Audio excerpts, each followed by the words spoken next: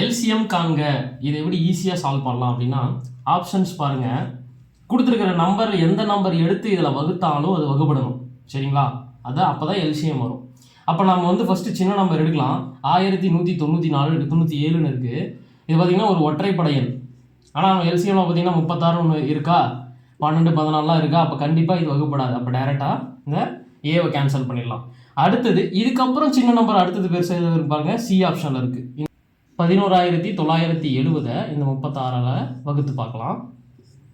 3ஆல் வகுக்கலாம்.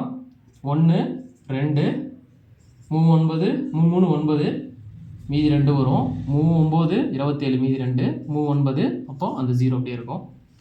12 டேரெக்டாக எடுத்துகிட்டு போகலாம். 12 3 36 மீதி 3 இருக்கும்.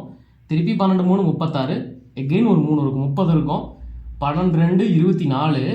அப்போது மீதி 6 தான் இருக்குது. அப்போ இங்கே புள்ளி வச்சுக்கணும். அப்போ இங்கே 0. 12 5 60 டெசிமல் 1 வந்திருக்கு. இதை பார்த்தீங்கன்னா புள்ளி 1 தாண்டி இருக்கா. அப்போ இங்கே இன்னொரு 0 இருந்திருந்தால் இது ஃபுல்லாக வகுப்படுறதுக்குண்டான வாய்ப்புகள் இருக்கிறது. அப்போ இன்னொரு 0 இருக்கிறது எது பார்த்தீங்கன்னா ஆப்ஷன் டியில் பார்த்தீங்கன்னா 00 இருக்குது. அப்போ கண்டிப்பாக இது 36ஆல் வகுப்படும். இப்போ மீதி இருக்கிற நம்பர்ஸ் பார்த்தீங்கனாலும் அது இந்த டி ஆப்ஷனை வந்து வகுக்கும். So answer D.